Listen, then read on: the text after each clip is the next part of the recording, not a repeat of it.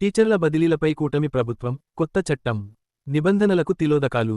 Kalpalatha Reddy MLC press meet. Andhra Pradesh Tadepalli. టీచర్ల బదిలీలపై కూటమి ప్రభుత్వం కొత్త చట్టం తీసుకువచ్చింది. 40% డిజైబులిటీ, బ్లైండ్ కేటగిరీ వారిని ప్రిఫరెన్షియల్ కేటగిరీలో చూపించాలి. వారి విల్లింగ్ మేరకే బదిలీలు చేయాలి. కానీ కూటమి ప్రభుత్వం వీటిని పరిగణలోకి తీసుకోకపోవడం వల్ల వారు న్యాయస్థానాన్ని ఆశ్రయించి స్టే తెచ్చుకున్నారు. అన్మ్యారీడ్ లేడీస్ కూడా ప్రిఫరెన్షియల్ కేటగిరీలో ఉండేవారు. కానీ తాజాగా కూటమి ప్రభుత్వం 45 ఏళ్లు దాటిన తరువాత 5 పాయింట్లు ఇస్తామంటున్నారు. కానీ ఇది సరికాదు. మహిళా ఉపాధ్యాయులకు ఉన్న వెసులుబాటును గౌరవించాలి.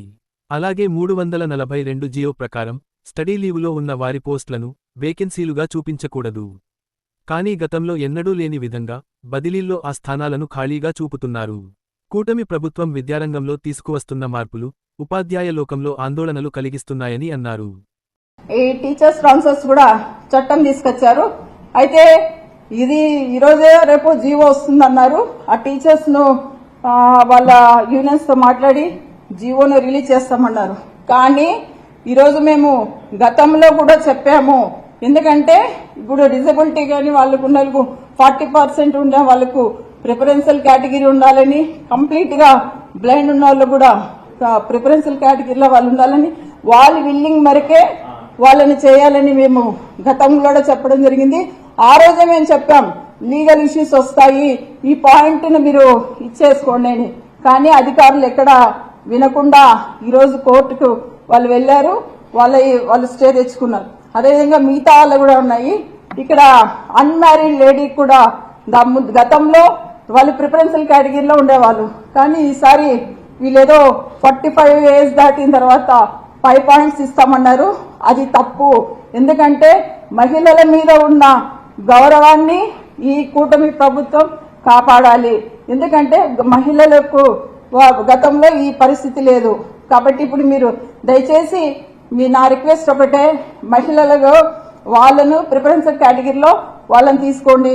అదేవిధంగా ఇప్పుడు 342 జీవో ప్రకారం స్టడీ లీవ్, యాక్చువల్ గా ఎస్జిటీలు స్టడీ లీవ్ మీద ఉన్న వాళ్ళ వేకెన్సీస్ చూపించకూడదు.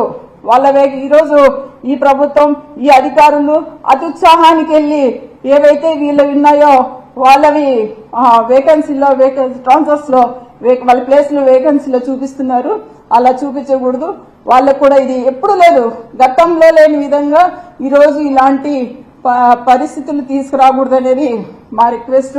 అట్లనే ఇంకా దాదాపు ఇప్పుడు సింగిల్ మామూలుగా ఎక్కడైనా కూడా ఈరోజు ఈ వీళ్ళు ఏదైతే ప్రైమరీని డెవలప్ చేస్తామన్నప్పుడు ఖచ్చితంగా ఇప్పుడు మళ్ళీ ఈ పరిస్థితి అంతా తీసుకుంటే దాదాపుగా 12,000 ప్రైమరీ స్కూల్స్ ఇప్పుడు సింగిల్ ప్రైమరీ స్కూల్స్ అవుతున్నాయి.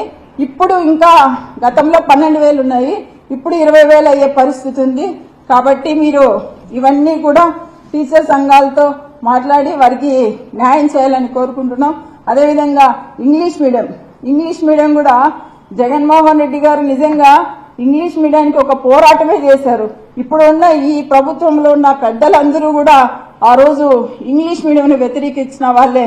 కానీ ఈ రోజు మళ్లీ ఇంగ్లీష్ మీడియం తీసుకురావడం మేము స్వాగతిస్తున్నాం. అయితే ఇక్కడ తెలుగు కూడా ప్రయారిటీ ఇస్తూ ఇంగ్లీష్ మీడియం తీసుకురావాలి. ఎందుకంటే దాదాపుగా ఈరోజు తెలుగు మీడియంలో 60,000 మంది విద్యార్థులు మొన్న 10th క్లాస్ ఎగ్జామ్స్ రాశారు. కాబట్టి తెలుగు కూడా ప్రయారిటీ ఇస్తూ ఇంగ్లీష్ మీడియం కంటిన్యూ చేయాలని కోరుకుంటున్నాం.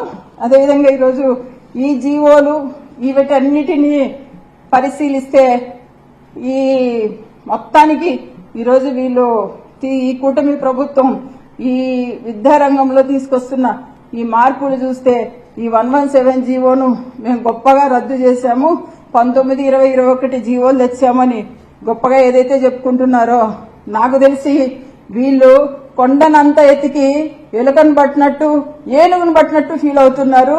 కానీ ఇది తప్పు. కాబట్టి వీళ్ళు ఏదైతే చెప్పారో ఇది ఖచ్చితంగా ఉపాధ్యాయులకు న్యాయం చేయాలని కోరుకుంటూ thank you. Get your personal loan today through BSK Associates. యువ భారత్ టీవీ నందు మీ పర్సనల్ ఇంటర్వ్యూ మరియు వ్యాపార ప్రకటనల కొరకు ఈ నెంబర్ని సంప్రదించండి. వీక్షకులకు ధన్యవాదాలు.